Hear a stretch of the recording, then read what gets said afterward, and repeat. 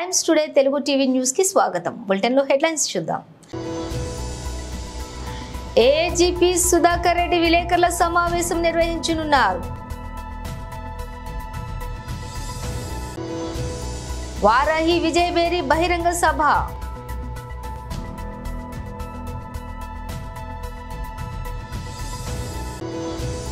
నన్ను నిండు మనసుతో ఆశీర్వదించండి. నాగర్ కర్నూలు లోక్సభ ప్రజలకు సేవ చేసే అవకాశం ఇవ్వండి. మహారాష్ట్రలో ముస్లిం ఓట్లు కావాలి, కానీ అభ్యర్థుల వద్ద ఖర్గేకు కాంగ్రెస్ నేత లేఖ. ఏజీపీ సుధాకర్ రెడ్డి విలేకరుల సమావేశం నిర్వహించనున్నారు. నేను టేకప్ చేసిన కొన్ని కేసుల మీద వ్యక్తిగతంగా నా వ్యక్తిగత ప్రతిష్ట, ప్రొఫెషనల్ ఇంటిగ్రిటీ గురించి షర్మిల నిన్న మాట్లాడడం జరిగింది. It is in my individual capacity, nothing to do with my position, that is additional advocate general.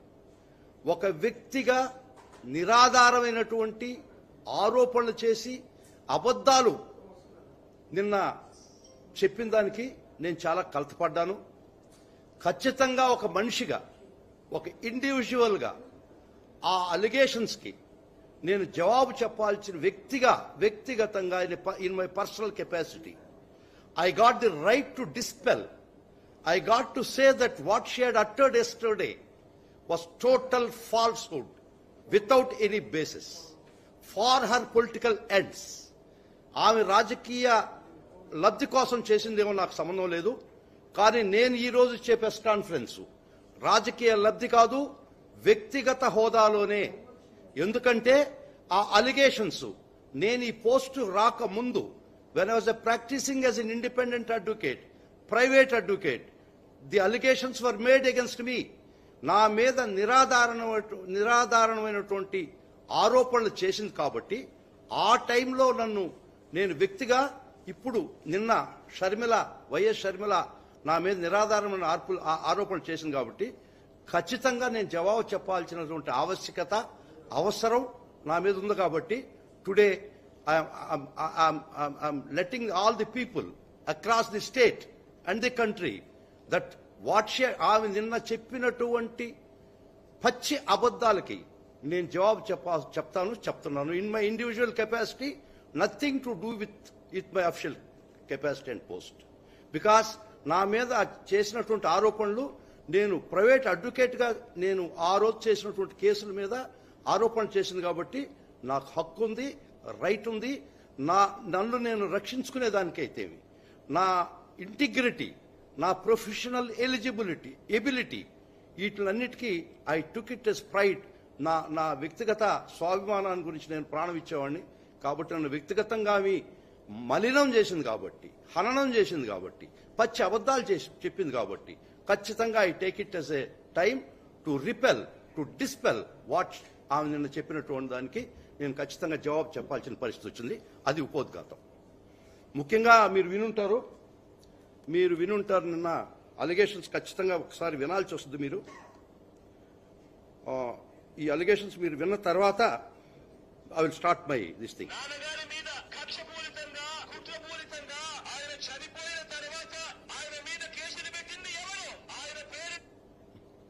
ఒక్క నిమిషం, సారీ. వారాహి విజయబేరి బహిరంగ సభ. నీకు అవకాశం ఉన్నప్పుడేమో గొడవ పెట్టుకొని ఈరోజు రాజకీయ అవసరాల కోసం కలుపుకొని మళ్ళీ రాజకీయం చేయడం మంచిది కాదు.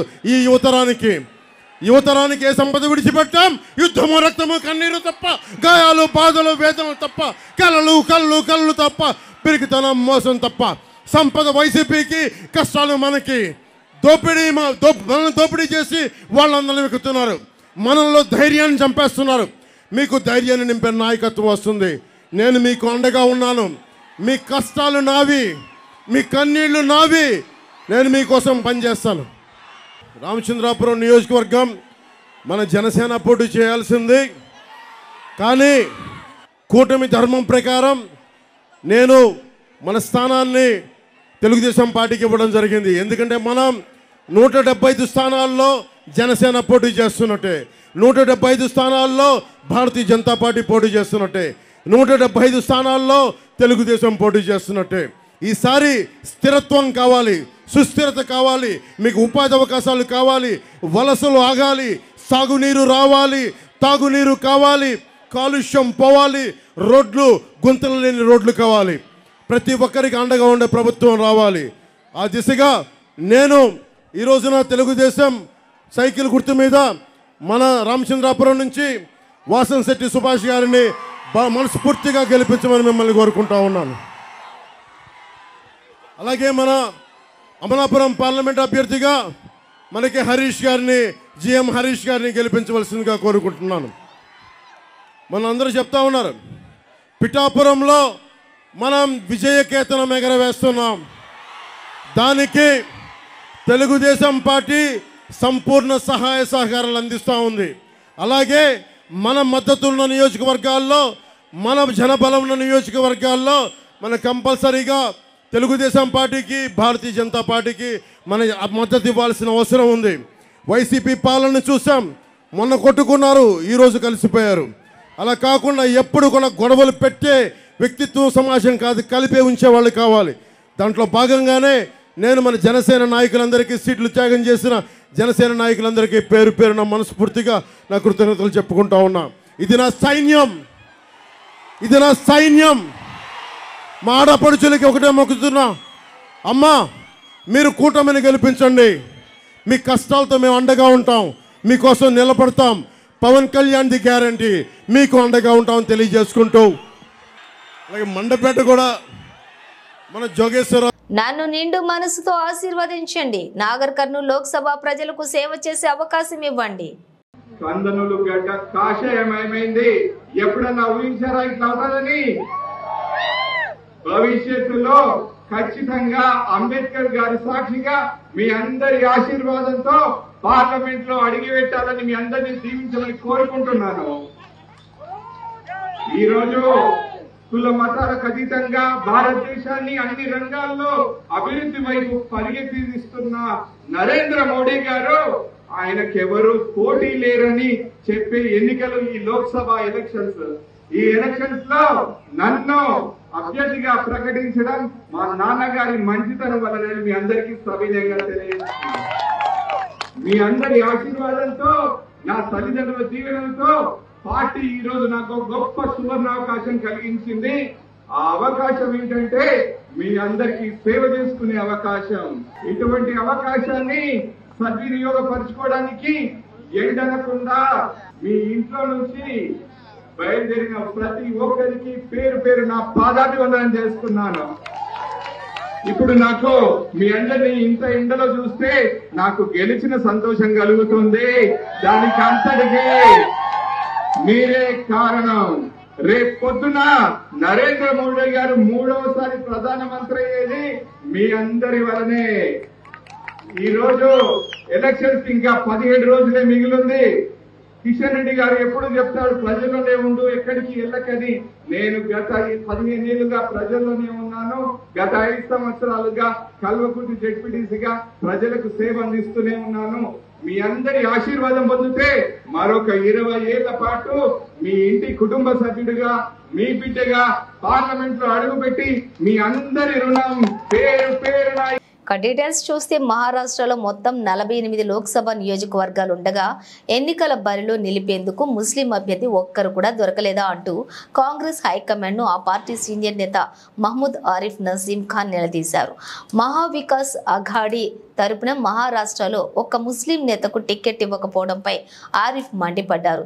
ఇదే విషయంపై పార్టీ జాతీయ అధ్యక్షులు మల్లికార్జున ఖర్గేకు ఆయన లేఖ రాశారు. రాష్ట్రంలో ముస్లింల ఓట్లు కావాలి కానీ ముస్లింల అభ్యర్థులు మాత్రం వద్దా అంటూ నిలదీశారు. హైకమాండ్ తీరుకు నిరసనగా పార్టీ ప్రచార బాధ్యతల నుంచి తప్పుకుంటున్నట్లు లేఖలో వెల్లడించారు.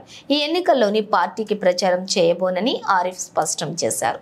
మహారాష్ట్ర మాజీ మంత్రి మహ్మూద్ ఆరిఫ్ ఈ ఎన్నికల్లో ముంబై నార్త్ సెంట్రల్ టికెట్ ఆశించినట్లు సమాచారం. ప్రస్తుతం 60 ఏళ్ల వయసులో ఆరిఫ్ ను పార్టీ పరిగణలోకి తీసుకోకుండా ముంబై నార్త్ సెంట్రల్ టికెట్ ను వర్ష గైక్వాడ్ కు కేటాయించింది. దీనిపై అసంతృప్తి వ్యక్తం చేసిన ఆరిఫ్ ఈ ఎన్నికల్లోని పార్టీ తరఫున ప్రచారం చేపట్టలేనని తేల్చి చెప్పారు. పార్టీలో అన్ని మతాలకు సమ ప్రాధాన్యత కల్పించాలనేది సిద్ధాంతానికి కాంగ్రెస్ దూరం అవుతోందని ఆరోపించారు. కాంగ్రెస్ లో మైనారిటీలకు జరుగుతున్నటువంటి అన్యాయంపై ఎదురవుతున్నటువంటి ప్రశ్నలకు బదులివ్వలేకపోతున్నట్లుగా ఆరిఫ్ చెప్పారు. విశాఖ ఉత్తర నియోజకవర్గం ఎమ్మెల్యే అభ్యర్థి కేకే రాజు నియోజకవర్గంలో గల పలు జిమ్లను శనివారం సందర్శించారు. అక్కయ్యపాలెం మెయిన్ రోడ్డు హైవే దిగువ గల Maruti gym, Mohan gym, Jaggarao bridge వద్ద గల ఇండియన్ జిమ్, సీతమ్మధారలో గల అభయాంజనేయ స్వామి ఆలయంలో ఆర్చ్ వద్ద గల ఏబిఎస్ జిమ్లను సందర్శించారు. ఈ ప్రభుత్వంలోని ముఖ్యమంత్రి వైఎస్ జగన్మోహన్ రెడ్డి సహకారంతో గత 5 సంవత్సరాలలో ఆయన చేసిన అభివృద్ధి కార్యక్రమాలను వాళ్ళకి వివరించారు. తాను ఎమ్మెల్యేగా గెలిస్తే నియోజకవర్గాన్ని మరింతగా అభివృద్ధి చేస్తారని అన్నారు. ఈ ఎన్నికల్లో ఫ్యాన్ గుర్తుపై ఓటు వేసి అత్యధిక మెజారిటీతో గెలిపించాలని ఈ సందర్భంగా ఆయన అభ్యర్థించారు. ఈ కార్యక్రమంలోని ఆనంద్ సింగ్, రేవతిరావు, ఎం సునీల్, అంబటి శైలేష్, రాయుడు, శ్రీను తదితరులు పాల్గొన్నారు.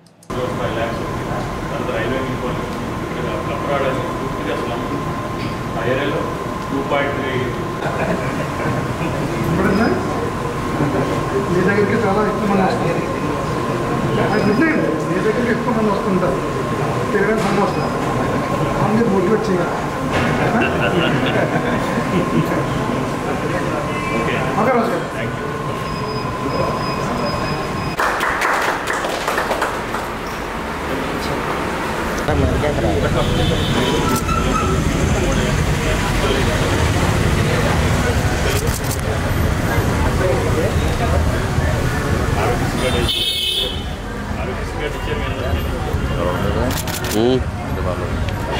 ఓకే రాజు గారు. స్ట్రాంగ్ ఉండాలి.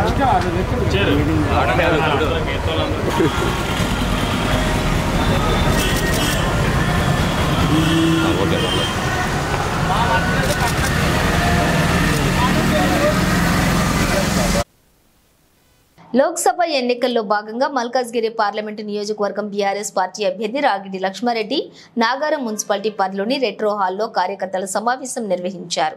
ఈ సమావేశానికి ముఖ్య అతిథిగా మాజీ మంత్రి మేడ్చల్ ఎమ్మెల్యే చామకూర మల్లారెడ్డి హాజరయ్యారు. ఈ సందర్భంగా ఆయన మాట్లాడుతూ కాంగ్రెస్ ప్రవేశపెట్టిన 6 పథకాల్లోని పసలేదు బుసలేదు అన్నారు. కాంగ్రెస్ పార్టీ అంటే మోసం అన్నారు. నగదు ఇచ్చే పథకాలు పూర్తిగా బంద్ చేశారన్నారు. కాంగ్రెస్ నాయకులు వాళ్లే కొట్లాడుకోవటానికి సరిపోతుందన్నారు. ఇక రాష్ట్రానికి బీజేపీ ఏమీ చేయలేదని ఎద్దేవా చేశారు. ఈటెల రాజేందర్ కలిసినప్పుడు మామూలుగా ఆల్ ది బెస్ట్ అని చెప్పాను, దానికే రాద్ధాంతం చేస్తున్నారని విమర్శించారు. పగవాడిని కూడా ఫ్రెండ్లీగా చూసే తత్వం నాదన్నారు. ఎవరు అభివృద్ధి చేస్తున్నారో ప్రజలకు అంతా తెలుసన్నారు. మేడ్చల్ జిల్లాను అన్ని రంగాల్లో అభివృద్ధి చేశానని తెలిపారు. రాష్ట్రంలో ఎవరు చేయని అభివృద్ధిని కేసీఆర్ ఆశీర్వాదంతో చేశానని అన్నారు. పాలమ్మినా పూలమ్మినా అనే డైలాగ్ చెబితే ప్రపంచమే నివ్వెరపోయిందని సోషల్ మీడియాలో రికార్డులు సృష్టించిందన్నారు. మల్లన్న తుమ్మితే తుఫాన్ వస్తుందన్నారు. బీజేపీ అంటే దమ్మే లేదన్నారు. రాముడు అక్షంతలని ప్రజలను మభ్యపెడుతున్నారన్నారు. అలాగే మీరంతా కలిసి రాగిడి లక్ష్మారెడ్డిని భారీ మెజారిటీతో గెలిపించాలని కోరారు.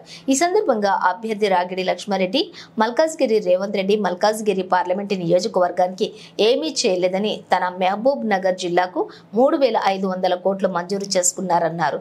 తనను గెలిపిస్తే మల్కాజ్గిరి పార్లమెంటు నియోజకవర్గాన్ని ఆదర్శ నియోజకవర్గంగా అన్ని రంగాల్లో కూడా అభివృద్ధి చేస్తానని తెలిపారు.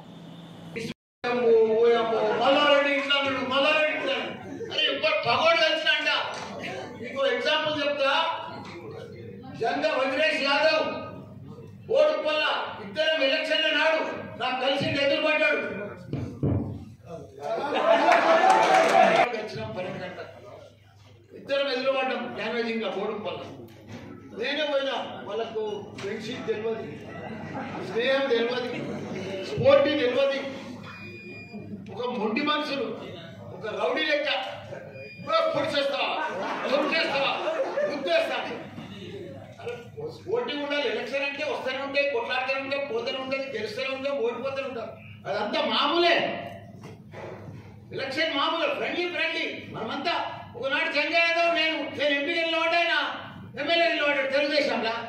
మళ్ళీ ఆయన ఓడిపోయి నేను గెలిచిన. అదే ఫ్రెండ్షిప్ తోటి మొన్న కలిసిన నా ఎలక్షన్లో ఎదురుపడ్డాం. కాగలించుకున్నా, నేనే పోయి కాగలించుకొని సంజయ్ నువ్వే గెలుస్తున్నావు అని చెప్పి పెద్ద వైరల్ చేసాడు.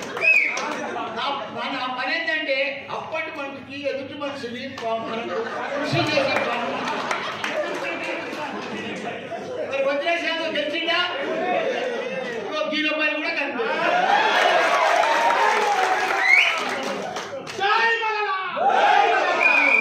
కూడా ఒక భగవాన్ని కూడా ఒక ఫ్రెండ్లీగా చూసారు.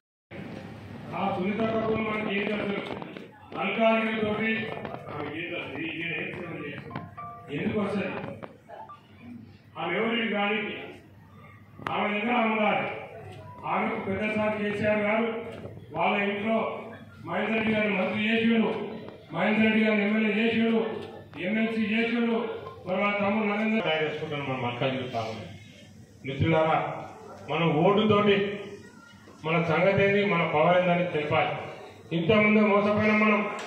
ఇంతకుముందే రేవంత్ రెడ్డి గారిని కొడంగల్లో ఓడగొడితే తీసుకొచ్చి మన దగ్గర గెలిపించుకొని నెత్తి మీద పెట్టుకున్నాం. మరి ఈసారి ఏ రంగంలో చూసినా రోడ్లలో కానీ, డ్రైనేజీలలో కానీ, నర్సరీలో కానీ, వాటర్లో కానీ, తాగునీరు కానీ, సాగునీరు కానీ, మరి పథకాలు కూడా కానీ, పింఛన్లు కానీ, ఇవన్నీ కూడా దేశంలో ఏ సీఎం చేయని పనులన్నీ కూడా మన సీఎం కేసీఆర్ గారు చేసి చూపించింది. అభివృద్ధి అంటే ఏందో ఒక ఆదర్శ రాష్ట్రంగా తెలంగాణను తీర్చిదిద్దిన ఘనత మన కేసీఆర్ గారు. అసలు నేత కొద్దిగా ఏదో మొన్న ప్రజలు రూరల్లో కొద్దిగా 1.7% తక్కువ వచ్చింది కాబట్టి దానికి వాళ్ళు కాంగ్రెస్ వాళ్ళు ఆవుతలేరు. 10 ఏళ్ల తర్వాత కరువు పోయి వాళ్ళకు వచ్చినట్టు వచ్చేసిండ్రు. వాళ్ళు భూమి మీద ఉండలేరు, నిలుస్తలేరు, కూర్చోలేకపోతున్నారు. ఏమి చేయాలో వాళ్ళకి అయోమయంలో పడిపోయారు, అర్థమే లేదు. ప్రజలకు కూడా మొత్తం అర్థమైపోయి 4 నెలల ఫస్ట్ నెల బాగానే చూసారు. కాంగ్రెస్ పార్టీ అంటే ఏదో 6 గ్యారెంటీలు బాగా చెప్తున్నారు, తొందరగా ఇస్తారనుకున్నారు. మహిళా సోదరులందరినీ కూడా బస్సులో ముసులు పెట్టాక ఖుషి అయిపోయారు మహిళలు కూడా. ఆ తర్వాత ఒక్కొక్కటి తెస్తా ఉన్నారు, వాళ్ళకి పసలేదు పిసలేదు. వాళ్ళ పథకాలలో అసలే లేదు. పైసలు లేని పథకాలను ఇంప్లిమెంట్ చేస్తారు, పైసలు ఇచ్చే పథకాలు ఏమీ ఇంప్లిమెంట్ చేస్తలేరు. అసలు పథకాలు పెట్టలేరు, రైతు బంద్ చేస్తలేరు. దళిత బంద్ అయితే బంద్ చేసారు, ఉన్న బంధువులని బంద్ చేసారు. కేసీఆర్ కిట్ కానీ, కేటీఆర్ వీళ్ళ కిట్స్ అన్ని కూడా బంద్ చేసారు. రైతు బంధు బీమా కూడా బంద్ చేసారు. ఇవన్నీ కూడా మహిళలకు ఇస్తానే 2500, అది ఇస్తే సప్పుడే లేదు. దాన్ని 2000 పై 4000 ఇస్తాను, అది కూడా పూసేలేదు. అట్లా 10,000 15,000 ఇస్తాను, అది వేసేది లేదు. ఇవన్నీ పోయినాయి. ప్రజలకు 4 నెలల మొత్తం అర్థమైంది. చెప్పకుండా నాయకులు చూడాలి.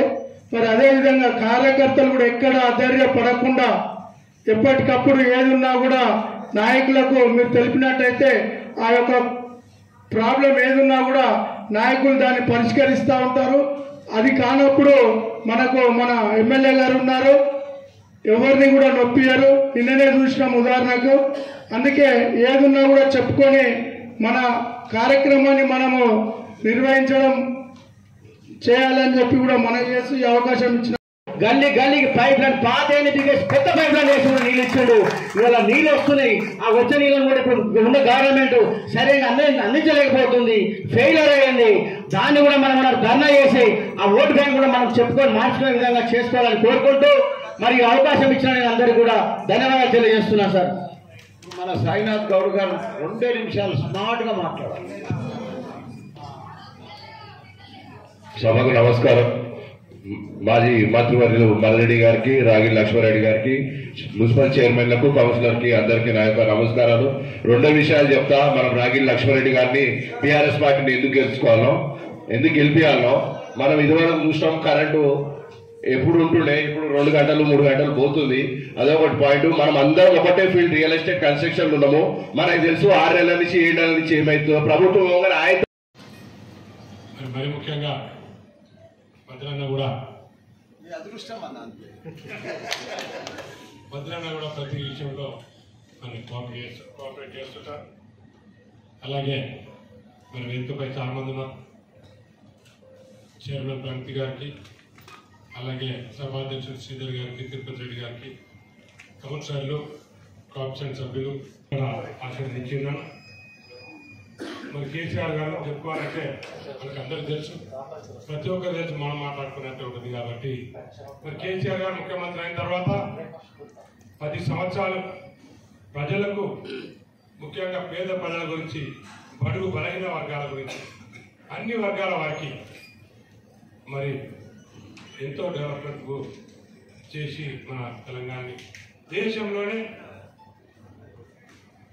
డెవలప్ అయ్యే రాష్ట్రాలలో మన రాష్ట్రాన్ని ముందంజలో పెట్టి మెదక్ జిల్లా చిలిపిచేట మండలంలోని గ్రామాల్లో బీజేపీ అభ్యర్థి రఘునందన్ రావు రోడ్ షో నిర్వహించారు. అన్ని గ్రామాల్లో బీజేపీ కార్యకర్తలు రఘునందన్ రావుకు ఘనంగా స్వాగతం పలికారు.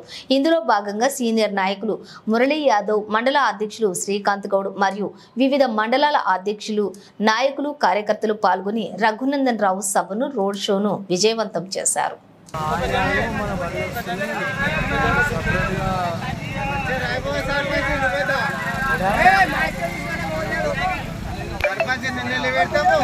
బల్పులు నల్ల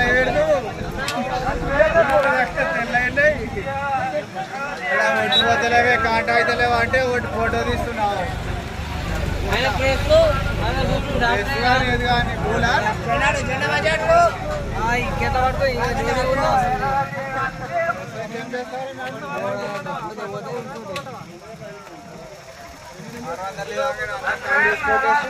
బులెటిన్ ముగించే ముందు హెడ్లైన్స్ మరోసారి. ఏజీపీ సుధాకర్ రెడ్డి విలేకరుల సమావేశం నిర్వహించనున్నారు. వారాహి విజయబేరి బహిరంగ సభ.